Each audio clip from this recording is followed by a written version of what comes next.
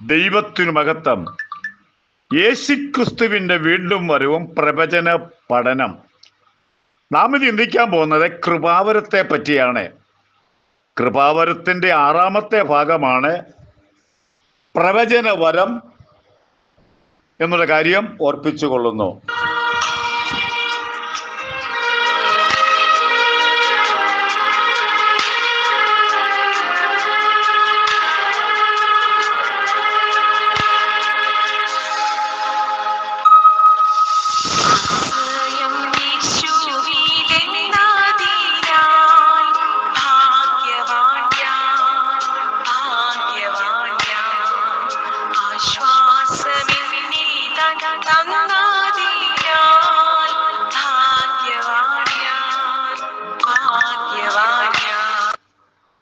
യോഹന്നാന്റെ ലേഖനം 1-ാം ഭാഗത്തിന്റെ 4-ാമത്തെ വാക്യത്തിന്റെ 1-ാമത്തെ വാക്യം. പ്രിയമുള്ളവരെ, കള്ളപ്രവാചകന്മാർ പലരും ലോകത്തിലേക്ക് പുറപ്പെട്ടിരിക്കയാൽ ഏത് ആത്മാവിനെയും വിശ്വസിക്കാതെ ആത്മാക്കൾ ദൈവത്തിൽ നിന്നുള്ളവയോ എന്ന് ശോധന ചെയ്യുവീൻ. വളരെ ഈ നാളുകളിൽ ചിന്തിക്കേണ്ട കാര്യമാണ്. 1-ാം നൂറ്റാണ്ടിൽ അഗ്നികഷണങ്ങളായിരുന്ന യോഹന്നാൻ, പത്രോസ്, പൗലോസ്, അവരുടെ കാലയളവിൽ ഇതുങ്ങള് ഇഷ്ടം പോലെ ഉണ്ടെങ്കിൽ ഇന്നത്തെ കാര്യം നമുക്ക് ചിന്തിക്കാൻ പറ്റുമോ? ഇവരുടെ ലക്ഷ്യമെന്ന് പറയുന്നത് പണം ഉണ്ടാക്കുക, വേറെ ഒന്നുമല്ല. അതിനുവേണ്ടി കുറെ അഭിനയങ്ങൾ കാണിക്കുക. അവര് പറയുന്ന പ്രോഗ്രാം എന്നാ പറയുന്നത്. ഇതൊരു ശുശ്രൂഷയായിട്ടല്ല. ഇവർക്ക് വലിയ ഒരു ശൃംഖലയുണ്ട്, ഒരു വലിയ ചങ്ങലയുണ്ട്. ഇവരിൽ ഒരാളെ വിളിക്കുമ്പോൾ അവർക്ക് പ്രോഗ്രാം ഉണ്ടെങ്കിൽ ഇവരുടെ സ്നേഹിതന്റെ നമ്പർ കൊടുക്കും. അതെ, നല്ല കഴിവുള്ളതെന്നൊക്കെ പറയും. എന്നാൽ ഇവര് വന്നിട്ട് നമ്മുടെ സഭയ്ക്ക് എന്തു പ്രയോജനം? എന്തെങ്കിലും നന്മയുണ്ടോ? നാം ഒന്ന് ചിന്തിച്ചു നോക്കണം. ഞാൻ പ്രവചനത്തെ, ദൈവത്തിന്റെ 100% അംഗീകരിക്കുന്നവനാണ്. ഇന്നും നല്ല പ്രവാചകന്മാരുണ്ട്. ദൈവത്തിന്റെ സന്നിധാനത്തിൽ മുട്ടുമടക്കി പ്രാർത്ഥിച്ചിട്ട് ആലോചന ചെന്ന് പറയുന്ന അനേക ദൈവദാസന്മാർ ഇന്നുമുണ്ട്.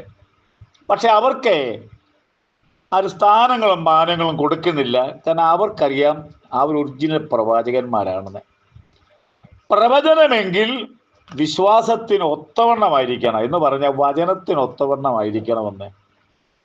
വചനത്തിന്റെ പുറത്തു നിന്നും പാടില്ല, വചനത്തിനകത്തു നിന്ന് തന്നെ ഏതു തകർന്ന മനുഷ്യനെയും അവനെ അവസ്ഥയിൽ നിന്നും വലിയ വ്യതിയാനം ഉണ്ടാക്കാൻ സാധിക്കുമെന്ന് ബൈബിൾ ഒരുപാട് തെളിവുണ്ട്. നമ്മുടെ അപ്പോസ്തലന്മാരായിരുന്നാലും യേശുക്രിസ്തു ആയിരുന്നാലും എല്ലാം വചനത്തിനകത്ത് നിന്നുകൊണ്ടാണ് ജനത്തെ പ്രബോധിപ്പിക്കുകയും വചനം പഠിപ്പിക്കുകയും ചെയ്തത്. ലൂക്കോസിന് ശേഷം 24-ാം അധ്യായത്തിന്റെ 27, യേശുക്രിസ്തു ഉയർത്തെഴുന്നേൽക്കുമെന്ന് വിചാരിച്ച് എമ്മോസിൽ നിന്നും 2 ശിഷ്യന്മാര് വന്നു. നമുക്കറിയാവുന്നത് കാര്യമാണ്. നിരാശയോടെ അവരെ മടങ്ങിപ്പോവുകയാണ്. അവർ യേശുവിനെ കണ്ടില്ല. തകർന്ന മനസ്സിന്റെ ഉടമസ്ഥരായി വളരെ ദൂരം യാത്ര ചെയ്ത് മടങ്ങിപ്പോവാണ്.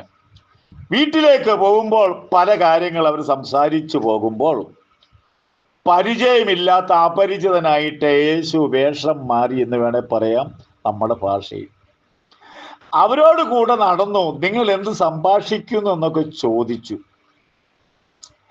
അവരുടെ സംഭാഷണത്തിൽ നിന്ന് മനസ്സിലായ യേശു ഒരു കാര്യം, മോശ തുടങ്ങി സകല പ്രവാചകന്മാരെന്നും എല്ലാ തിരുവെഴുത്തുകളിൽ തന്നെ കുറിച്ച് അവർക്ക് വ്യാഖ്യാനിച്ചു കൊടുത്തു.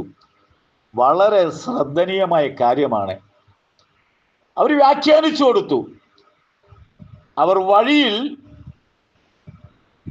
സംസാരിച്ചു കൊണ്ടിരിക്കുമ്പോൾ അവർ തന്നെ പറയുന്നു, നമ്മോട് സംസാരിച്ച തിരുവെഴുത്തുകളെ തെളിയിക്കുമ്പോൾ നമ്മുടെ ഹൃദയം കത്തിക്കൊണ്ടിരുന്നു. ദൈവവചനത്തിലെ ഒറിജിനൽ കാര്യങ്ങള് മറ്റുള്ളവരെ നമ്മൾ ധരിപ്പിക്കുമ്പോഴേ അവരുടെ ഉള്ളം കത്തും എന്നുള്ള കാര്യം മറന്നു പോകല്ലേ. തിരുവെഴുത്തുകളെ കുറിച്ച് വ്യാഖ്യാനിച്ചു കൊടുക്കുമ്പോൾ കല്ല് പോലുള്ള ഹൃദയമായിരുന്നാലും അത് മെഴുകുപോലെ ആക്കാനായിട്ട് സാധിക്കും. ദൈവത്തിൻ്റെ വചനത്തിന് അത്ര പവറാണ്. ഇന്ന് തങ്ങളുടെ പ്രസംഗത്തിന് ആളിനെ കൂട്ടാൻ വേണ്ടി ചിലരെ, ഒത്തിരി പേര്, ചിലരെ മോശമായ വെറും തരംതാണ തമാശ, കോമഡികൾ, ഇപ്പോഴത്തെ ഭാഷയാണ് കോമഡികള്, കള്ളക്കഥകള്,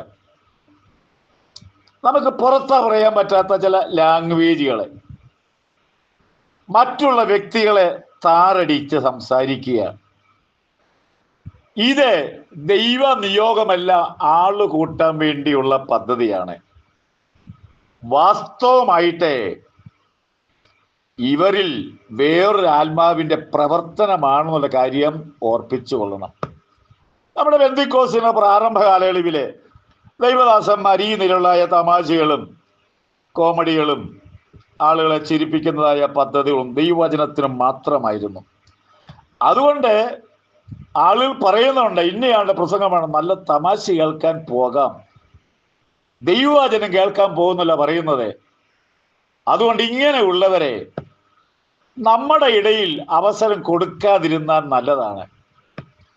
ഇങ്ങനെ കുറച്ച് പേര് ഇങ്ങനെ തമാശ ഒക്കെ പറഞ്ഞ് വീട്ടിൽ ചുമ്മാ അത് കുത്തിയിരിക്കുകയാണെങ്കിലും ഇവരുടെ പിൻഗാമികൾ ഇപ്പോഴും അത് തുടരുന്നുണ്ട്.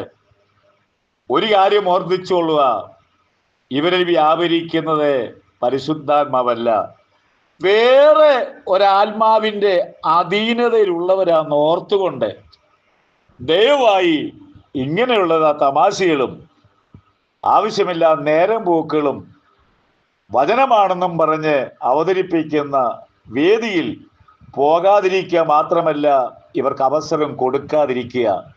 നന്നായി വചനം സ്വീകരിക്കുന്ന നൂറുകണക്കിന് ദൈവദാസന്മാരുള്ളപ്പോൾ എന്തിനു വേണ്ടി ഇങ്ങനെ വേറൊരു ആത്മാവിന്റെ അധീനതയിലുള്ളവരെ വിളിക്കുന്നു എന്ന് നമ്മളൊന്ന് ചിന്തിക്കുക. ഇത്രത്തോളം സമയം ശ്രദ്ധയോടെ കേട്ട എല്ലാ പ്രിയപ്പെട്ടവർക്കും കർത്താവിന്റെ നാമത്തിലെ സ്നേഹവന്ദനങ്ങളെ അറിയിച്ചു കൊള്ളുകയാണ്.